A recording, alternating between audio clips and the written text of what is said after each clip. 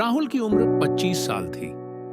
College की पढ़ाई पूरी करके जब वह अपने छोटे शहर के किराए के कमरे में बैठा था, तो जिंदगी उसे कई सवालों में घेर चुकी थी। घर की आर्थिक स्थिति अच्छी नहीं थी।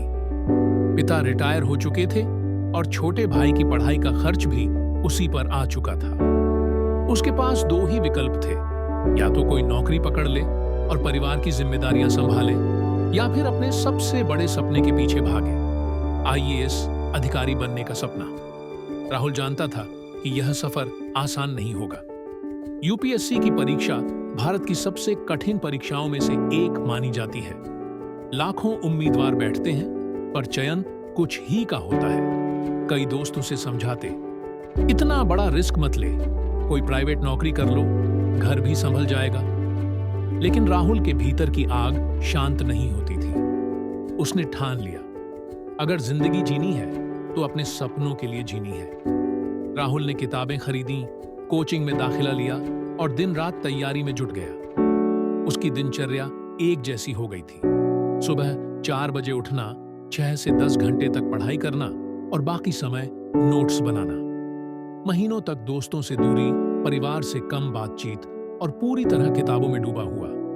पहली बार परीक्षा दी तो उम्मीदें बहुत ऊंची थीं। रिजल्ट आया, प्रीलिम्स में ही असफल। राहुल टूट गया। उसे लगा जैसे सारी मेहनत व्यर्थ हो गई हो। मां की आंखों में आंसू देखकर मन और भारी हो गया। कुछ रिश्तेदार ताने भी कसने लगे, इतना पढ़ा लिखा लड़का है, नौकरी नहीं कर रहा, ऐसे कैसे घर चलेगा।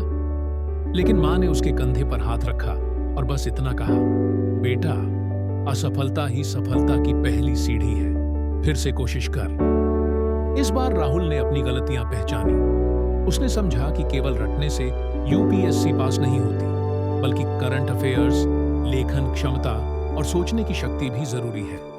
वह सुबह अखबार पढ़ता, हर आर्टिकल पर नोट्स बनाता और खुद से सवाल पूछता, अगर मैं प्रशासनिक अधिकारी होता तो इस समस्या का हल क्या निकालता। महीनों तक मेहनत चली। जब दूसरी बार परिणाम आया तो वह प्रीलिम्स और मेंस दोनों पार कर चुका था, पर इंटरव्यू में रह गया। उस रात राहुल ने कमरे में अकेले रोते हुए कहा, क्या मुझसे आईएएस बनना ही नहीं है। लेकिन अगली सुबह उसने दर्पण में खुद को देखा और सोचा, अगर अब हार मान ली तो ये सपना हमेशा सपना ही रह जाएगा। इस बार राहुल ने केवल पढ़ाई नहीं, बल्कि खुद को भी बदला।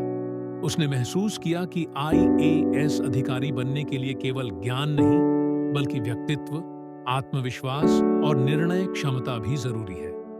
वह वॉलंटियर के तौर पर एक एनजीओ से जुड़ा, गांवों में जाकर बच्चों को पढ़ाया, किसानों से मिला और उनकी समस्याएं समझी। धीरे धीरे उसमें बोलने और समझाने की कला विकसित होने लगी। वह हर दिन खुद से कहता, आईएएस केवल नौकरी नहीं, ये जिम्मेदारी है। अगर मुझे ये पहननी है तो मुझे अंदर से भी मजबूत बनना होगा। अब राहुल की तीसरी कोशिश थी। प्रीलिम्स में बैठते वक्त उसके मन में डर था, लेकिन आत्मविश्वास भी। उसने शांत मन से पेपर दिया और सफल हुआ। मेंस के लिए उसने अपने नोट्स और लेखन क्षमता पर भरोसा किया। इंटरव्यू का दिन आया। सामने वरिष्ठ अधिकारियों का पैनल बैठा था। उनसे तरह तरह के सवाल पूछे गए। अगर आपको किसी क्षेत्र में भ्रष्टाचार मिलता है तो पहला कदम क्या होगा? गरीब बच्चों की शिक्षा के लिए आप कौन सी नीतियां लागू करेंगे? राहुल ने ईमानदारी और सच्चाई से जवाब दिए।